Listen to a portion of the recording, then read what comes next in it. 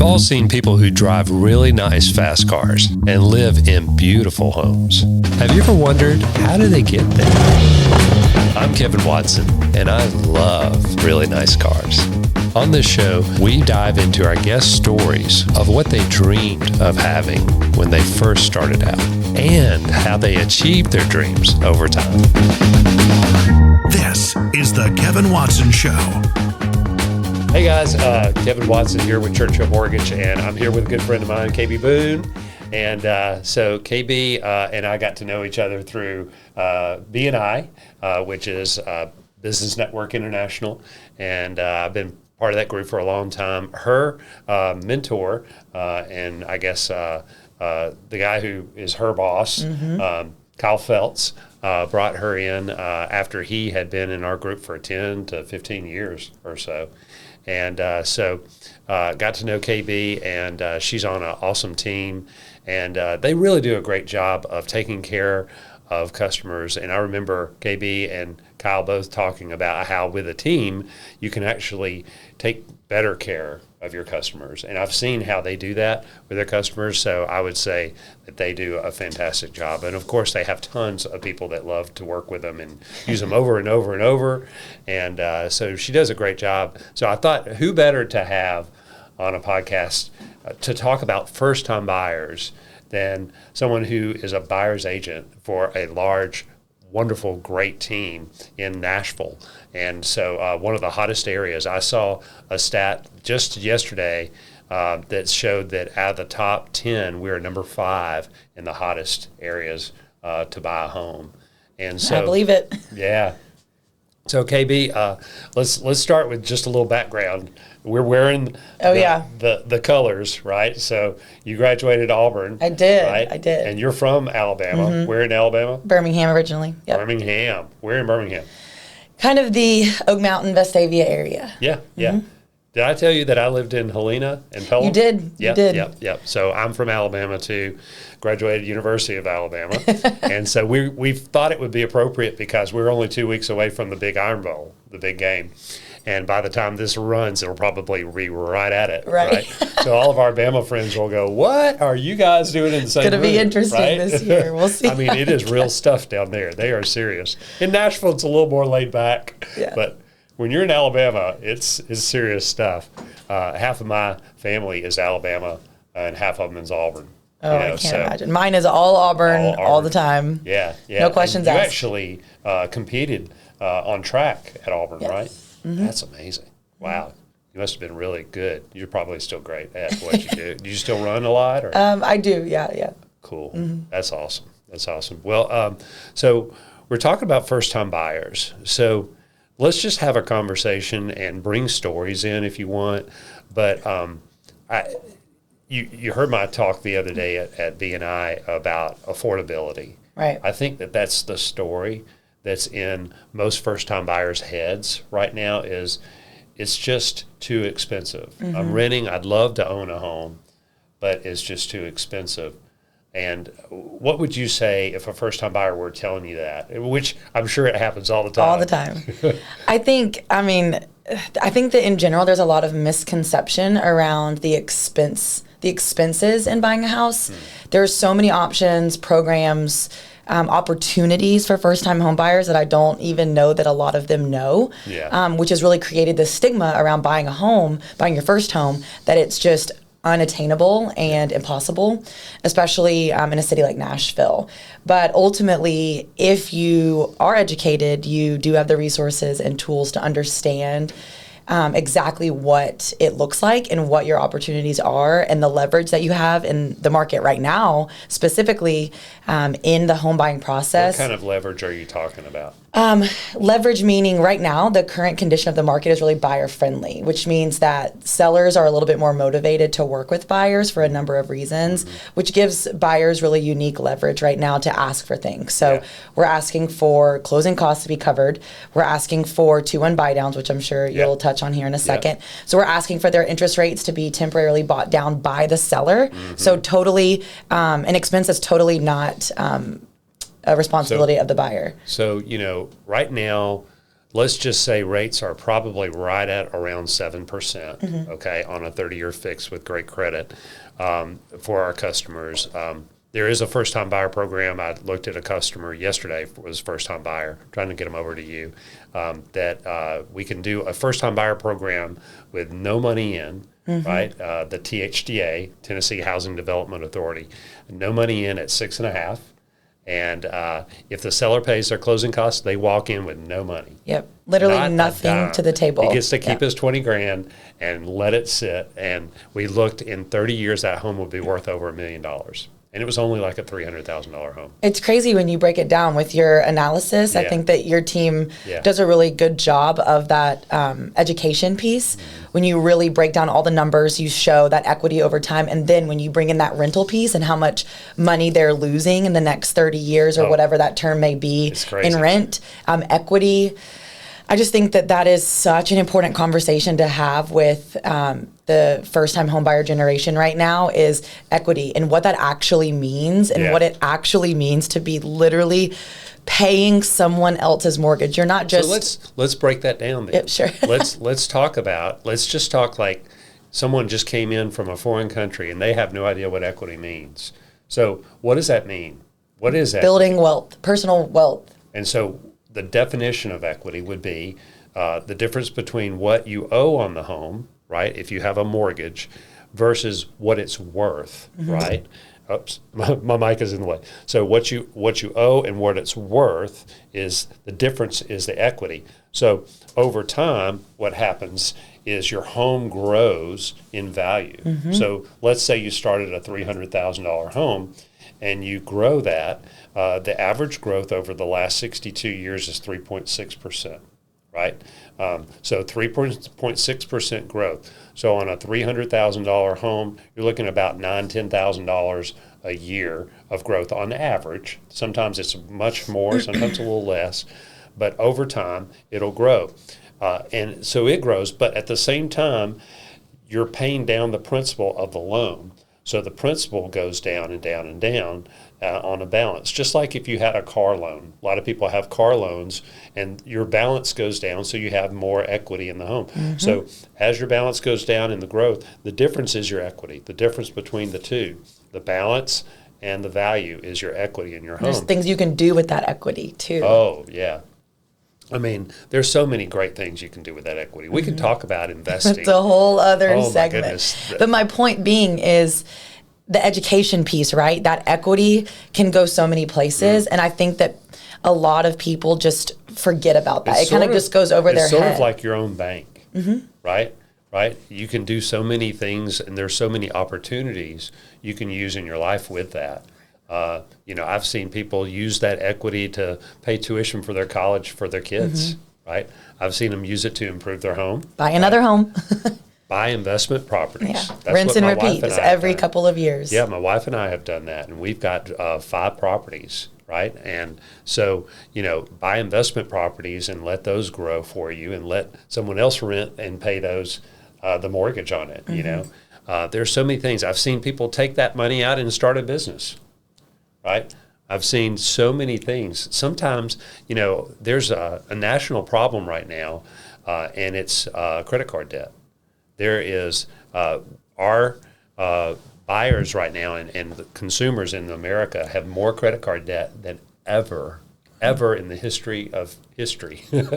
And it's really bad. In fact, the incoming president is thinking about capping that interest rate because the banks are just killing it in this, and it's really wrong. I mean, they're in the 20% range on credit cards that's revolving, and they're never going to get caught up on those and pay those off. So sometimes we can actually help them consolidate that and get a fresh start, right? And as long as they have a path to staying out of debt and not reusing that, that Dave Ramsey talks about, getting angry at that debt, but we can help them actually give them a second chance, right? And consolidate that and get it out of debt. So that equity gives them the way to do that. If they were renting, they could not do that. Right. Right. So tell me, I think the affordability part is part in their head. So they're renting for this amount, let's say $1,500 a month, right? And then let's say that the mortgage is going to be $2,000, right? And so they're going, oh my goodness, well, this isn't equal, right? But they're not really looking at everything, are they? Right? So what is in here that's different Just owning from the rent versus the payment, the mortgage payment? Oh, like the pieces of that payment, Yeah. like what it is. Yeah, so Principal, interest, Yeah, principal, insurance. interest, insurance, and taxes. And so out of this, inflation happens, right? And on rent, 100% of your rent is affected by inflation, right? And I was talking to a first-time buyer last night about this, and he was like, I've got to get out of this because I know it's happening. My rent is going up When by it 3 to clicks, 6%. then they finally understand. The light bulb went on. And he's like, my rent goes up 3 to 6% every year. And it's going like this. And then on a mortgage, if you've got a 30-year fix, which 90% of people do that, a 30-year fixed, only 15% of that payment is affected by inflation. And that's the property taxes, right? Your principal and interest always stays the same for 30 years. Insurance is going to adjust too, but property taxes and insurance will adjust slightly. But most of it is not affected. So as rent, it may look lower, $1,500, but it goes up and it starts to become higher, and your mortgage is fixed for the whole 30-year period. Right. And the other thing that I think that first-time buyers don't conceptually think about is, yeah, that's a lot, $2,000. Oh, that's a lot. But then they get raises. The average person gets a 3 to 6% raise every year, right? So that 3 to 6% raise, their income may be here, right? And they're like, oh, man, can I make this happen? But then the next year it's here and here and here.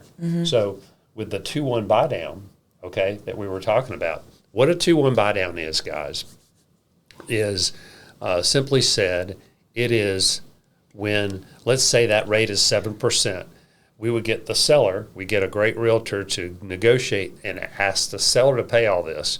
The seller would pay, and it's not really that expensive. It's only maybe 2 to 2.25% of the. Well, and it's realistic in this market. I think that's important to say too. Is I would say 95% of the buyers I've worked with this year have been successful in asking for that from sellers. That's because really good. That's a good clip. We could use that clip. A good listing agent is preparing their seller for that ask in the right price points. And especially in that price point where the first-time buyers are like, hey, they're going to ask for this. So a good listing agent is preparing their seller for these asks. That's a good point. And so we already know from one of the best buyer's agents in Nashville that they're already doing that, right?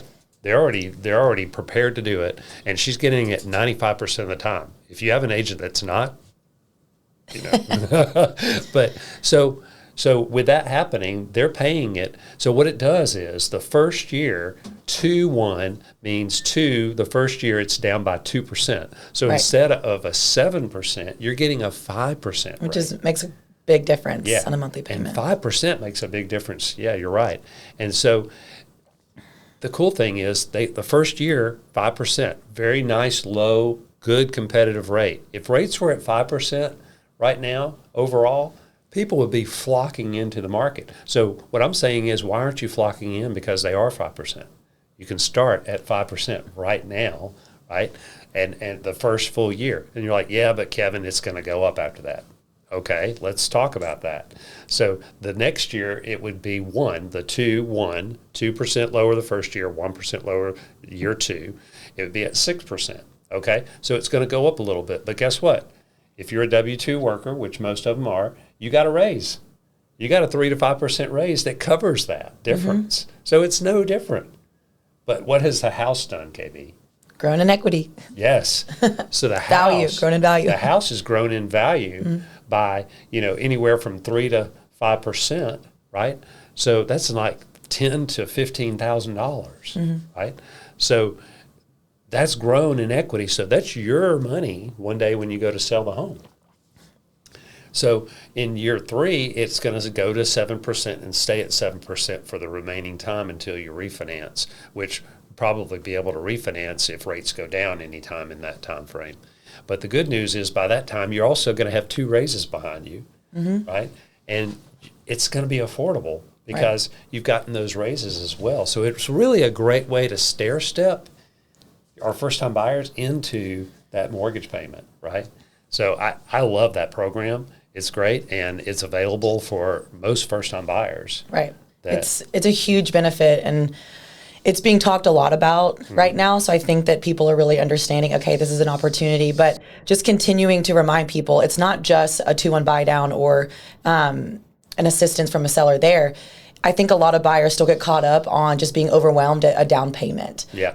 Granted, most people know by now you don't have to put 20% down on a home. Yeah. You can put way less than that. Yeah. But there are programs, like you said before, that you can come to the table with 0 down. Yes. So that's really important to remind people, is that if you're overwhelmed by the cash to close, there are programs that you do not have to bring a down payment to the table. But in addition to that, you can also ask a seller to pay for your closing costs. Yes. You can literally come to the table with nothing. Yeah. Granted, that's not always something a seller will agree to, but when they do, it is huge. I have many, many stories this year of buyers coming to the table with so little that it didn't make sense for them not to buy.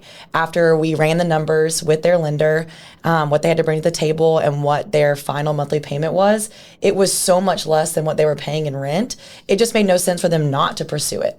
So again, just continuing to educate people on what their options are and where those opportunities lie, and breaking those headlines of how unaffordable home buying really is just really important, I think, for agents to do right now. It's such a lie in a way that I don't want to say fake news, but in a way, there is a lot of fake news out there. It is really deceiving for our first time buyers. And there are still a lot of people that think you have to put 20% down, and I don't know where they're getting this from, because we've been shouting to the rooftop, you don't have to do that, but I did look at the stats, and the average first time buyer puts an average of 5 to 7% down, right? So that's already showing you the averages are getting better, right? But I said this the other day, the average first-time buyer pays $330,000 in rent before they buy their first home. That's absolutely crazy. That's just ridiculous. They could almost have a house paid off, or probably have a house paid off with that money, right? Now, sometimes it's better to rent, right? Sometimes it's better to rent. If you're not sure if you're going to be staying in that area for a period of time, that's probably a good idea, right?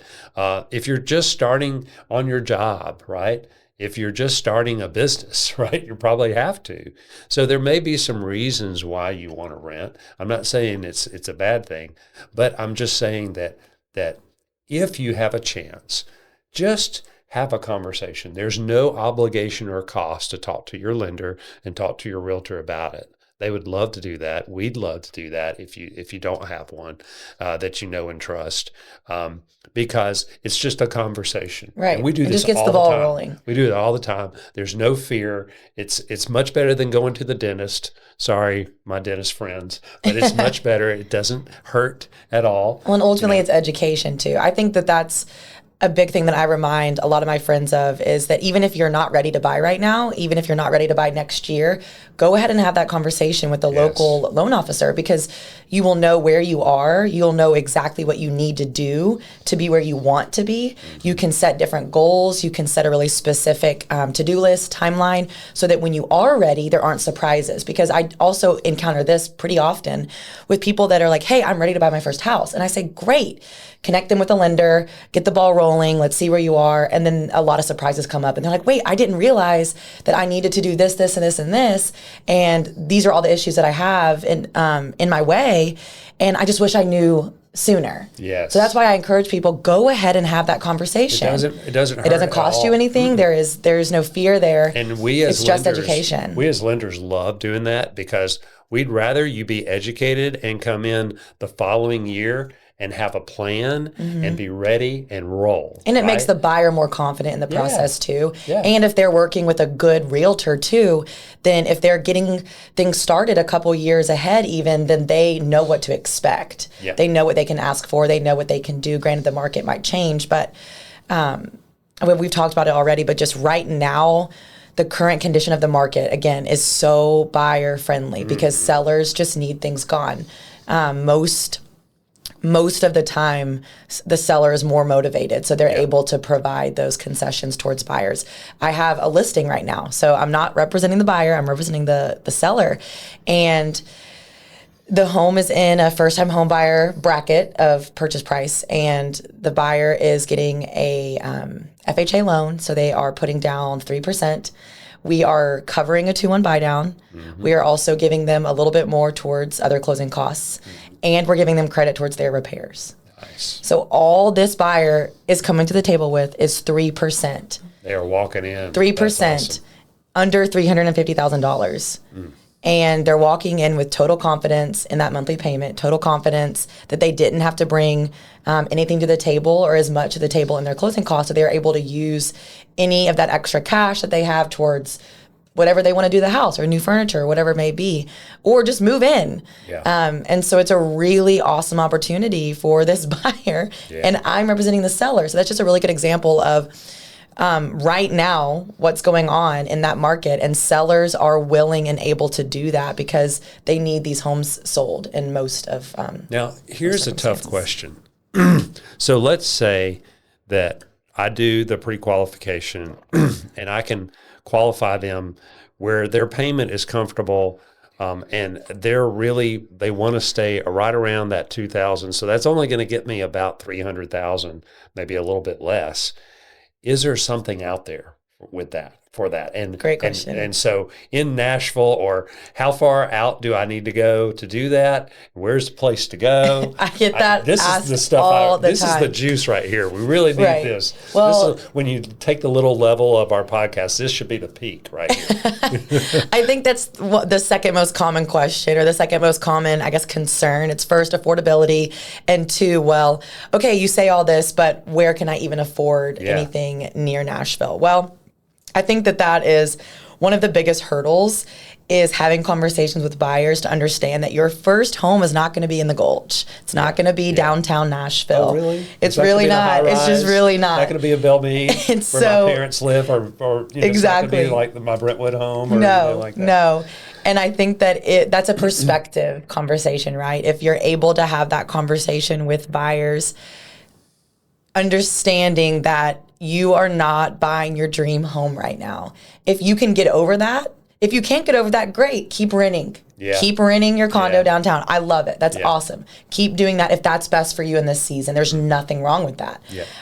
But if you are able to get over that mindset and realize that building equity for yourself is more important, then there's a lot of opportunity out there. So condos, townhomes are the first thing I talk about. Those options, that inventory is a little bit more friendly in that price point. And then different locations. The further outside that you can get of Nashville, you've got a lot more options, right? There are areas that are far away from Nashville that aren't as affordable, of course, like Franklin, Brentwood, College Grove, Thompson Station. But I'm seeing a lot of homes pop up in North Nashville, in West Nashville. Kind of the Woodbine area is really popular right now too. Hermitage, Donaldson, Old Hickory, and Madison are really where I'm focused right now. Kind of that tunnel north of East Nashville going this direction towards Hendersonville and Gallatin. That is where we're seeing Going a lot up of Gallatin Road up there. We're seeing a lot of flips in that area. We're just seeing more inventory in that area. And what price points would you say, low to high, in that area? I would say you've got high 300s. And this is November 2024. Right. So for perspective. Mid to high 300s up to mid to high 400. Okay. So if you had to go under 300, where would you go? If it were you and you were buying under today, 300, knowing where progress is going and where you're going to build the most equity, what would that be? Under 300, I would look at townhomes and condos in the Antioch area. I would look out near the airport. I would look near Percy Priest Lake. Okay. I would also go west into Bellevue. Yeah. There are options there as well. Fairview too. Fairview is awesome. Fairview has gotten a lot of development in the past few years. And it's still Williamson County. It is Williamson County. Williamson County. I would look Madison. There are some opportunities there. And if you're looking for more of a flipped, recently renovated house, I wouldn't say you would find anything under 300, but keep an eye on that North Nashville pocket. It's going places. There's a lot going on there right now. A lot of investors are buying up older homes and flipping them. So keep an eye on that area. It's funny you say that. My first house was in East Nashville, and I wish I would have kept that one. Right. But I bought it in 1996 for $76,000. Wow. It was 1,400 square feet. Wasn't anything big. It was a 1945 bungalow, on a great street, right off of Bushnell, right off of Ordway. And it was nothing. And it wasn't the best neighborhood at that time. It was still sketch, so it was a little bit, and I remember my in-laws going, "What are you doing moving there?" And they lived in Bellevue, and they were like, "What are you doing moving there?" And so we made money when we sold it, not like we would have now, Right. but that was a little bit of a transitional area, like North Nashville is East now. has seen a lot of change for sure. Yeah, my goodness, it's been great. But I still think that North Nashville area is going to do the same. It's going to transition, and you're going to build a lot of equity in that home pretty quick, Right. based on what's happening in the market right now. That's good. On a condo, be careful, because when you're buying a condo, you're sort of buying the whole unit with everybody else. You're common Right. owners, right? That's what a condo is. And so the good news is your lender has to do their due diligence on the condo, and they'll send a questionnaire to the management company. And the questionnaire will have all the things that they already know are critical to know, that there's no way as a consumer you're going to know, right? They're going to say, is there any pending litigation against the condominium complex? Right. That's big, right? You don't want someone to be suing the condominium complex, which is going to raise your, No, you don't. your HOA dues, right? Does one entity own over 10% of the condominium complex? If so, then they're going to have a lot more power in voting and all that to get things done. And that's a no-go with most of our top lenders. Do you have over 30% of investors in that condominium complex? So if you have a bunch of renters in there, it's going to sort of devalue the condominium complex, and it won't be as valuable as if they were mainly owners, right? And there's many more. What does the budget look like? Do they have enough adequate insurance? Do they have reserves? So we, the lender, check all that out for you as the buyer, so you don't even have to, because we're really owners with you until you pay us off, right? Right. So we're kind of co-owners, and so we're going to do our due diligence and check on those condos. So that's the tricky part about a condo. The good news about a townhome is deeded differently. We can get into some technical jargon here, but it's a horizontal property regime with private elements. Right. Yep. And so the private elements mean you may have a little bitty front yard. I mean, it may be a postage stamp and a little bitty backyard, but it's yours. It's your property. Where on a condo, you don't own any of it, right? You don't own the ground under it. It's all commonly owned by the whole association. So those are really important to know. So on a townhome and a single family home, the lending is easier because you have ownership of that. Right. On a condo, it's a little bit more complex, right? And there's a little bit more risk. And in my experience, you correct me if I'm wrong, is condos don't appreciate at the same value that a single family will. Single family typically will have a little bit more appreciation than a condo most of the time. Condos can provide a lot of opportunities for people. I like those things that you pointed out. It's a good entry level. It's a great entry level because you can live in a 1-bedroom condo for under $350 fairly often, very close to downtown Nashville. I've had a couple this year that I've represented buyers and sellers on.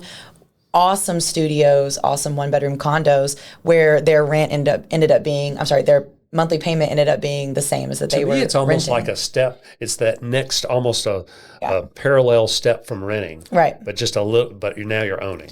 Well, and it's a lot less stressful too because you're not having to take care of yard work. Yeah. You've got an HOA, which you do always want to, of course, The hot check. water heater blows. You don't have to Right, get it exactly. fixed. You call the HOA. Yeah. Right. You do, of course, want to check before you buy, of course, what that HOA monthly payment is, because that can be sneaky sometimes. Yeah. You do want to read those And we covenants also and have restrictions. to qualify you with that HOA too. Right, So right. sometimes that can limit the amount you qualify. And there for. are many complexes in Nashville that the HOA is high. So you do want to make sure your agent is looking into that as well. Reading those covenants and restrictions to make sure that you know exactly what you can do with the condo, because you don't want to get in a situation where you're purchasing a condo with the intent to rent it in a year and the HOA has a wait list for permits. So that's really important to make sure that your agent is checking on for you. But all in all, if you are renting close to downtown, your rent is going to be almost $2,000, if not closer to over $2,000, up to $2,500, close to downtown. That is a mortgage payment for a condo of very similar caliber. And you're not responsible for exterior maintenance. You're not responsible for yard maintenance. You're not responsible for your major systems. You have an HOA for that. So you own your building equity, but you have an HOA that offsets those costs that you would have as a homeowner. And it just, like you said, that's a great point. Entry level into owning. Yeah. A condo is such a good option for that. It's sort of like that in between step between renting and having a single family home. Right. And I'm thinking my second home, my third home was a condo, and I kept it for a while in Green Hills, and it was a great property. And so condos, I'm not saying anything bad about them. It is a great way to sort of enter in and your building equity. Right. And you give up some of the equity for the convenience, right? Because you got the HOA taking care of a lot of this stuff in the common ownership. But it, like you said, I like that idea. If you're a busy, young professional and you're traveling and you have a lot of things that you're out there doing and you don't want to have to take care of a yard and maintenance, you can just lock your door and leave and come back in a month. Well, and You don't have to those think about it. responsibilities can be a big headwind into homeownership responsibilities. Yeah. I'm busy, I'm traveling. Condo. Yeah. Well, doesn't appreciate as much. Okay, hold on to it, rent it Appreciate out. more than an apartment. Right. But buy strategically. Buy near college campus. Yeah. Buy closer to downtown. Yeah. Buy strategically so that you can fight that slower appreciation with a plan to rent it in a few years. Yeah. Make sure you buy in a complex that allows rentals, but buy it with the plan to rent it out to college students in a couple of love years. that idea. Hold on to it Yeah. and then watch that money come in rent and pay your mortgage for you. I love that idea. Let's talk about down payment, okay? Because sometimes that is the barrier for people. Because sometimes they have to come up with a down payment, right? Some of our first-time buyer programs are income limited to where you can't do that program if you make too much, right? Because they figured you can save up for your down payment if you make that. So I've seen some really creative ways of people coming up with their down payment now, but I'm seeing more and more where the parent or family is helping them to pay that down payment. And they're coming up with that. It may be a wedding gift, or it may be just, hey, we want to see you do this. The grandparents are like, hey, I want to see you enjoy this while I'm still alive, rather than you enjoy it when I'm gone. Right. And I don't get to see you enjoy this new house. So I'm seeing generations sort of pre-giving some of that inheritance to the kids so they can afford homes. Are you seeing some of that? Right, absolutely. Gifts are popular for sure for down payment assistance.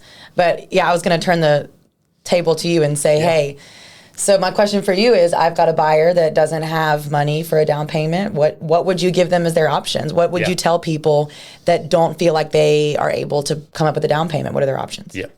The first time buyer program would be the first thing I'd go to and say, do they qualify for that? Right. If they don't, then family. I go to the gift. Gift funds are acceptable on most loans, right? And it depends on the type of loan you're doing, but gift funds are acceptable, and they can gift all the money, but a little bitty mortgage if they want to, and pay the closing cost and all that. So it's not like, oh, you can only gift 5,000 or 10 or whatever. You can gift as much as you want. I think a lot of people get confused on what the IRS says can be gifted versus what you can really gift. Right.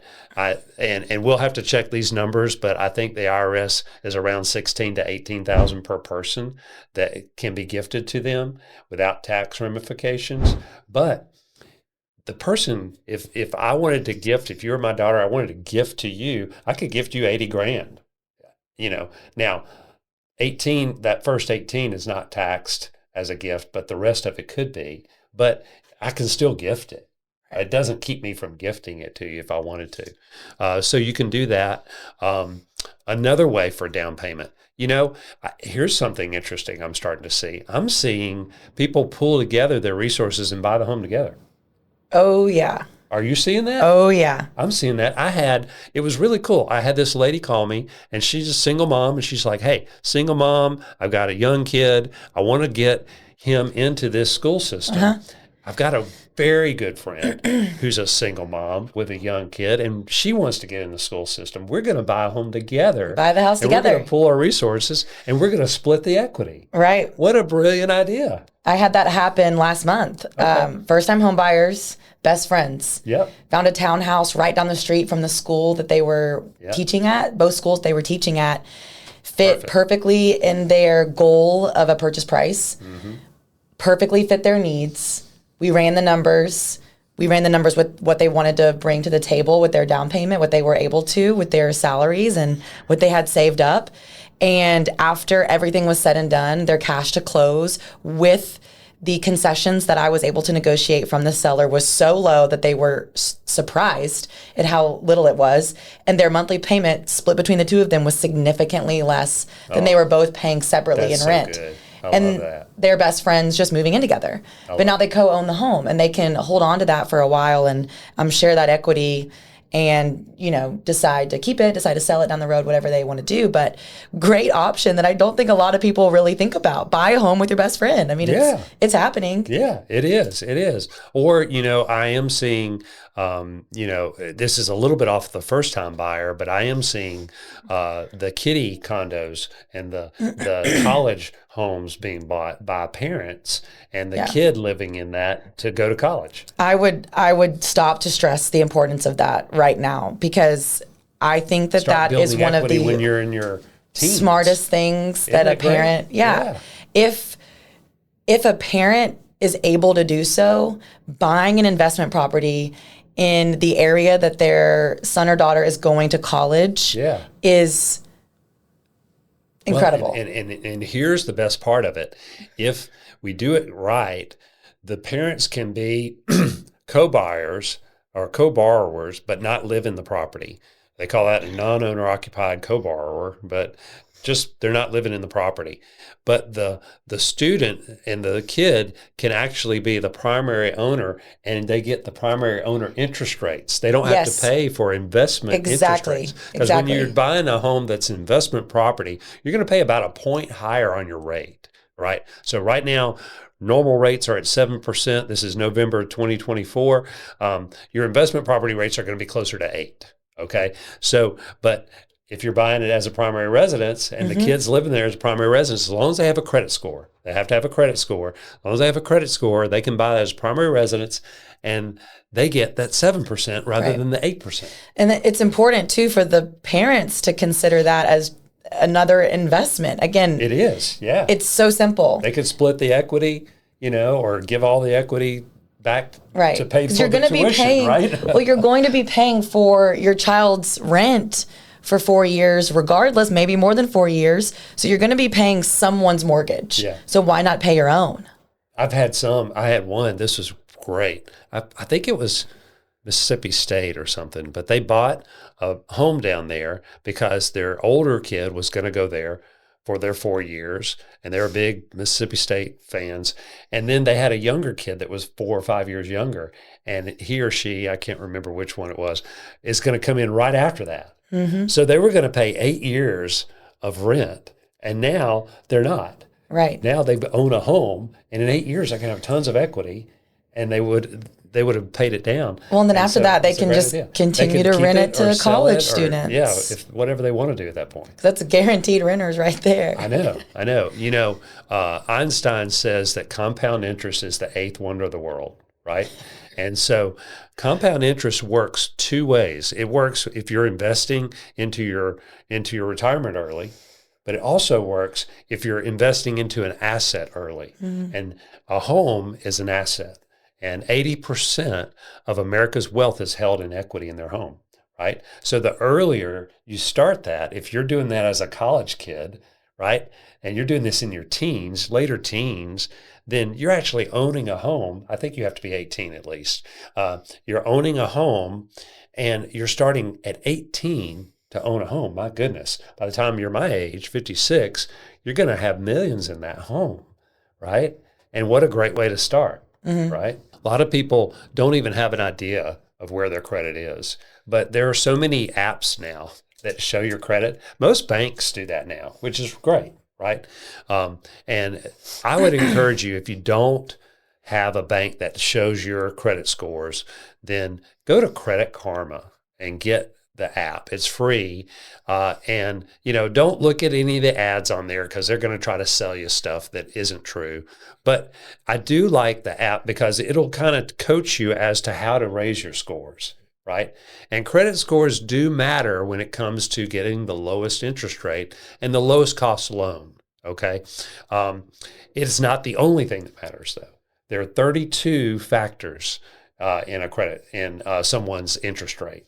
So your rate is going to be different from mine. I call it like a financial fingerprint. Right. Everyone has a different fingerprint.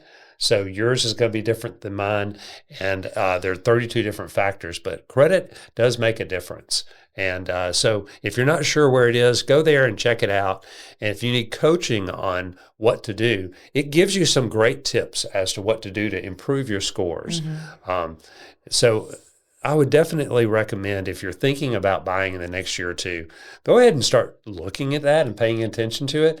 And if you've had some mistakes in the past, get those fixed. Go ahead and start working on it now before, you find the home you love and you have to get it. And now we have to deal with those credit scores as they are. So, Kevin, I'm not ready to talk to a lender quite yet. I'm looking to buy my first house. What are the main things that I need to keep in mind when it comes to getting pre-approved for a loan? How do I know what I need to work on? What's most important? Okay. Where does my credit score need to be? Yeah. Good question. And DTI. Yeah. All those things, credit score, DTI, loan to value, it sort of gets confusing, So what I would say for everyone is to, number one, just know where your credit scores are, right? Know that it's important to make sure that you do have good credit because the world looks at that, right? Now, if you decide that you want to buy a home and you have no credit score, we actually have a loan for that. Right. If you want to just go, Dave Ramsey says, don't worry about credit. We can help you with that. Just do a debit card. If you want to do that, you're welcome to do that. We'll help you either way. And you can do a loan that way. But if, most people are going to have a card they pay off monthly or a car they have to pay. One thing I would say is know your credit score, know what you need to do to fix it. If there's something wrong, Credit Karma is a great app to use and it's free. Don't use any of the advertisements on there, but it's a great little app to give you advice as to what you need to do to improve it. So credit's important. You can do a loan if you've got credit scores as low as a 580, but you're probably going to have to bring a down payment too, right? And that's going to be a little bit more difficult. Ideally, if you can get above 640, that's where your better loans are going to come in, right? The better you look for the lender, the more lenders want you, okay? So you've got to make yourself look good on credit, on paper in order to get the best offer and the lowest rate and the lowest fees, to save you money. Another thing I would say is there are, I would say, 80% of the people I talk to have a primary job and they have a side hustle. Okay. And so they're like, I do this, but I do this and this and this too. Right. So if you plan on using any of the income on the side hustle, or if you're self-employed, then you're going to need 2 years of it. Okay, that's probably one of the number one things I see. How long do I need to work in my job? Yeah, people coming in and going, I want to buy a home. I'm like, okay, you just started this job, or you just started being self-employed. Breaking the myth of, or the question that people think it's just, well, what's my salary? How much money do I need to make a year to be able to afford X purchase price? So if you've got school, or if you have a history in that profession, and you've got a W-2 income, and you've got a salary of $60,000 a year, and you've got, you're in the profession that you went to school for, I can use your transcripts for your school to actually get you qualified. That's awesome. Right? So you can go, right? If you don't have any experience and you just started this job making $60,000, then I'm going to need a 2-year history of that job, right? If it's bonus or commission, right, I'm going to need a 2-year history of that before I could use any of that, right? So those are things that most people don't realize. And if they're like me, I'm very heavy on commission and a very, very little salary. So that would be a big factor for me. A lot of people that are in sales, they're heavy on commission and a low salary, and they say, hey, I'm making great income, and they've only done it a year. I'm going to go buy a house. Right. You probably need to wait another 18 or another 6 months at least, and probably another 12 months in order to qualify for the best loans. Another thing is your debt versus your income. Right. Okay. We call that a debt to income ratio. What does that mean? Yeah. So we're going to take your gross amount of income and we're going to compare it to all your monthly payments that are showing up on the credit report. Right. We're not going to compare your utility bills and your food and your gas. We're going to say only what's on the credit report. So that's why it's very, very important to make sure you don't have any other debt. Right? If you can avoid having a car payment and avoid student loans, if you can avoid having a credit card that has a balance, please do that, because it's going to help you qualify for a lot more home.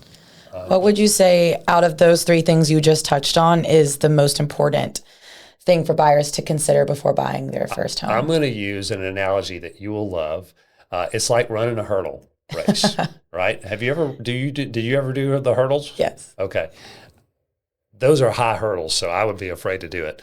But, you have to accomplish, you have to get over every hurdle, and you have to cross the finish line, right? So every one of those factors is important. You can't skip one. Perfect. Right? Yeah. And so you have to go over every hurdle. So credit is a hurdle, right?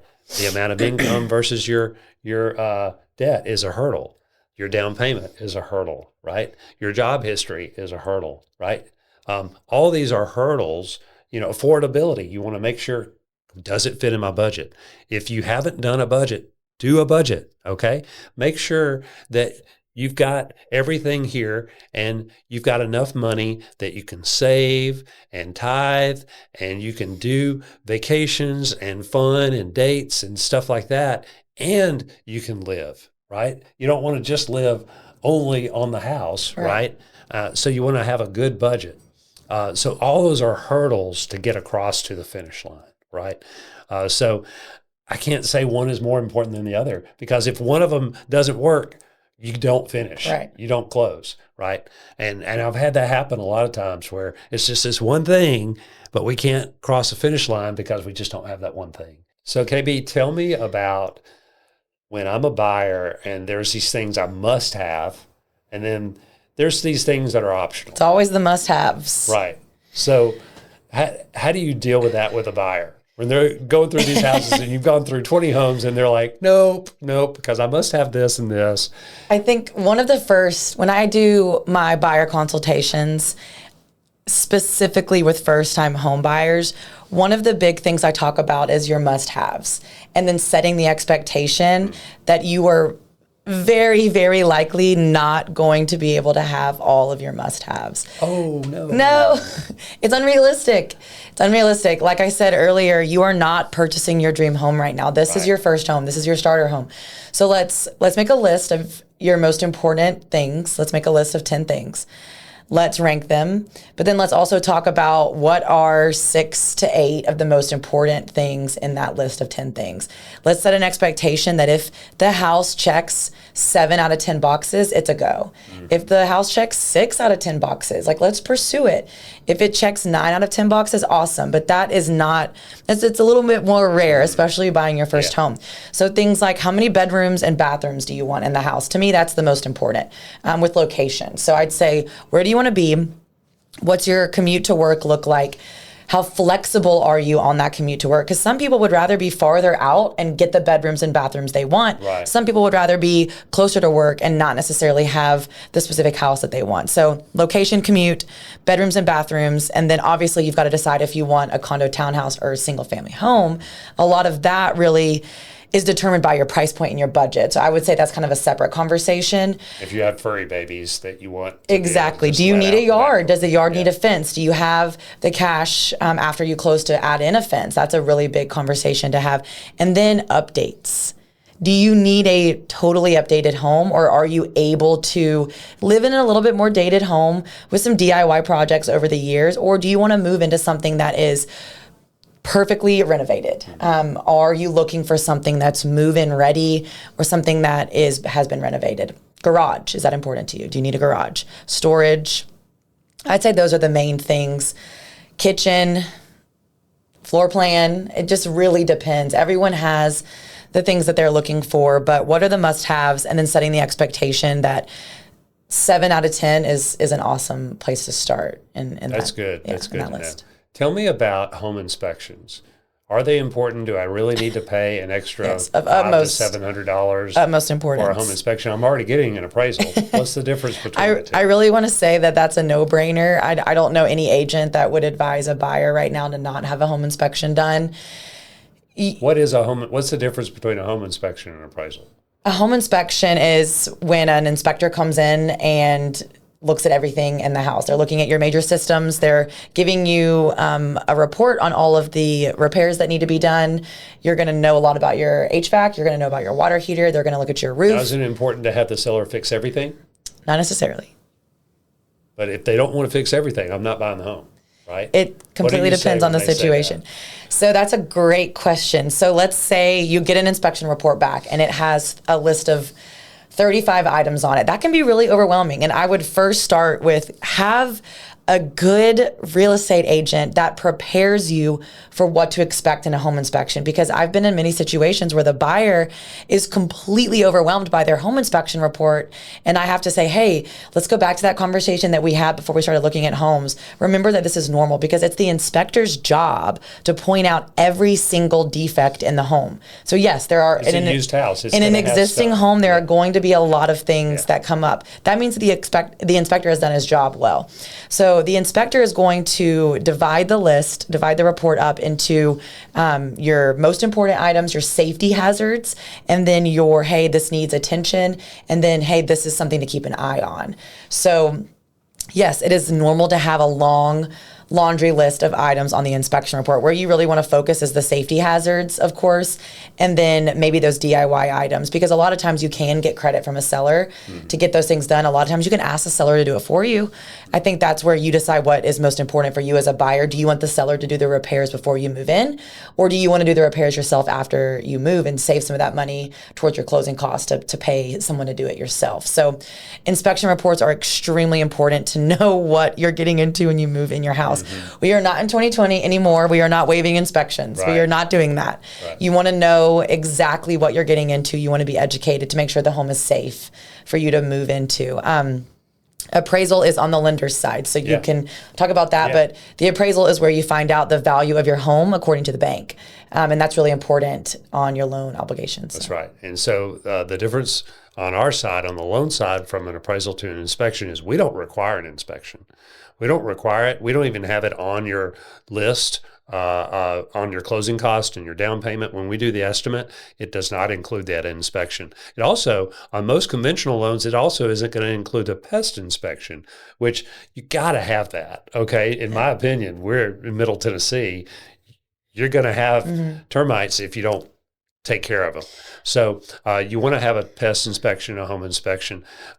The appraisal, like you said, is only going to look at the value of the home. It doesn't look at the condition of the home to an extent. It will look at preliminary conditions. If there's a hole in the roof, they're going to take a picture, and our underwriter is going to say, fix the hole, right? If there's a big crack in the foundation, they're going to go take a picture, and they're going to go fix the foundation. Right. And we need an engineer to tell them it's okay. But for the most part, they're just looking at the value. They're going to look at the comparable home sales that are the same style, that are preferably in the same neighborhood, in the same area, that have sold within that area, and same square footage, bedrooms, baths, and all that. And they're going to compare it to probably 3 to 4 top properties to the subject property, which is the home that they're buying, and give a value on that. And that's how we determine your loan to value.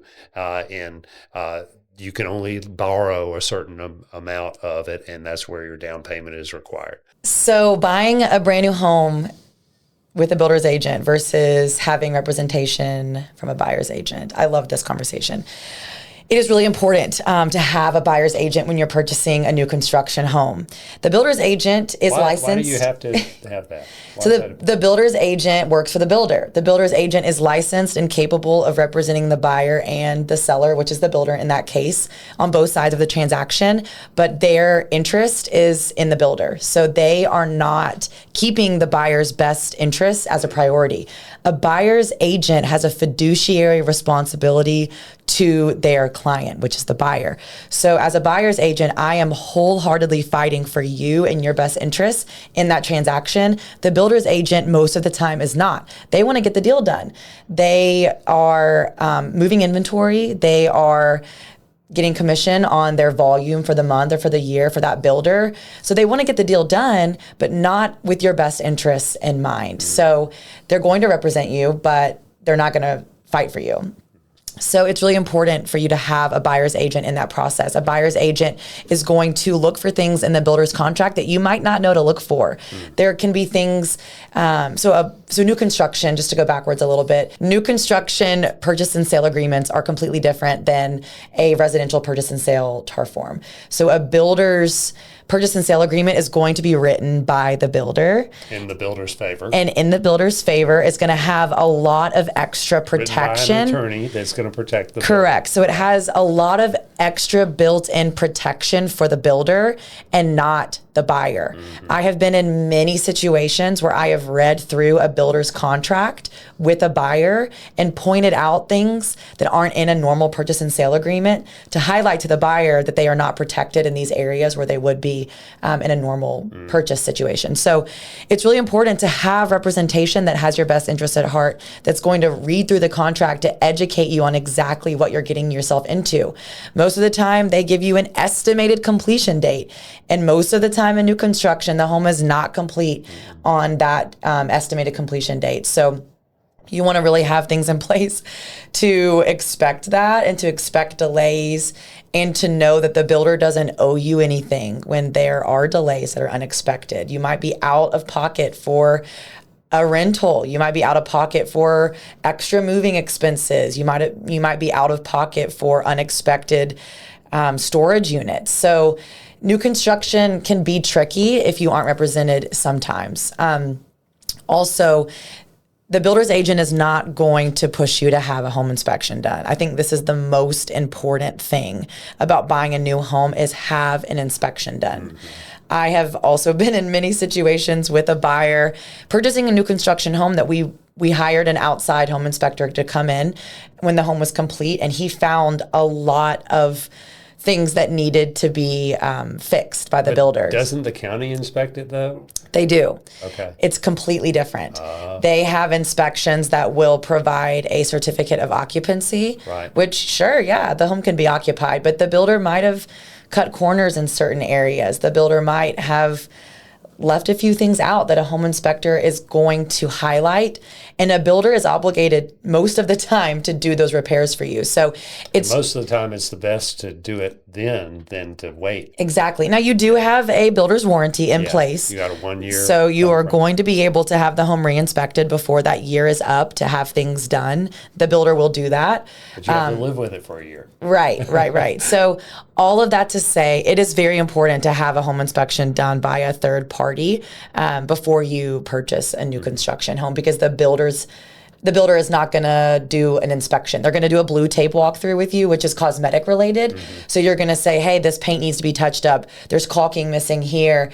This trim is out of line here. And the builder is going to go back and take care of those things. But a home inspector is going to say, hey, this wasn't built up to code here, which you would hope that everything is up to code, which it is most of the time, to be honest. But an inspector is going to point out things missing, I don't know, in the crawl space. They're going to point out something missing in the attic. They're going to point out plumbing issues that you're not going to see. They're going to point out electrical issues that you might not see. So you need to get a home inspection. That's good. And they go down into the crawl space and up into the attic where you don't have to. And they'll take pictures and video of it, which is really nice. Right. So you got a really nice digital, report. Well, and a lot of time that new construction home, if it's complete, it might have been sitting vacant for a few months. So your radon might be high. Yeah. You might have some growth in the crawl space. Yeah. And critters or whatever. You have no idea because, let's say there's a leak that the builder isn't aware of.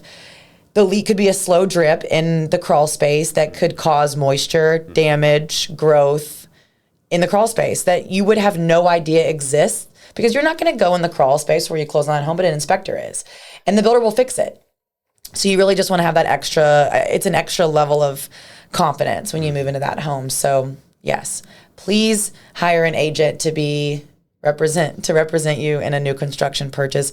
Please have a home inspection done. And speaking of hiring an agent, what about existing? Do I need an agent really to help me with that? Yes. I think we are in place for a reason. We represent buyers for a reason. We have insurance should anything go wrong in that process. We help you understand the legal contract. Like how many legally binding paragraphs are in a Tennessee Association of Realtors? It's just over 11 pages, or I think it's right at 11 pages. 11 pages. Just for the purchase and sale agreement. Yeah. But you're also signing quite a few other forms with your purchase. That's legally binding in there. So I always tell my buyers, not having a buyer's agent is sort of like if you're buying a $500,000 home, it'd be like you were getting sued for $500,000 and you go into the court without a lawyer. Without a lawyer. And you're going unrepresented. You have no idea what you're doing. Right. Well, and a good buyer's agent is educating you before you even start the home buying process and what to expect. That's and right. reading Just like through what we've done today. Yeah, reading through a purchase and sale agreement so that when you are ready to make an offer, it's not the first time that you've seen that document and you know kind of what to expect or what that conversation looks like and what the offer should be and what your options are. Yeah. You never want an agent that's just going to fill out a purchase and sale agreement and send it to you, DocuSign, and just say, hey, sign, and we'll get this offer in. That's a red another reason flag. Another reason I like to use a buyer's agent is because my personality, I'm a people pleaser, and I hate to say something bad or mean about the home or someone else. So I'll just let it go. But now, if I have a buyer's agent, you can do the dirty work for me. Well, and you get to go talk to that other agent. I get to do the negotiating, right? Yeah, but I also get to right. But there's also things that you might not know you can negotiate for. Yeah. So because it's not all about the purchase price. Yeah. Anything else you can think of that you'd like to tell all of our two viewers out there? My mom and your mom. Educate yourself. Don't read headlines. There's a lot of fake news out there. Get some good education. And I agree. Well, thanks for being on. Yeah, thanks for having me. It was awesome. Fun. Yeah.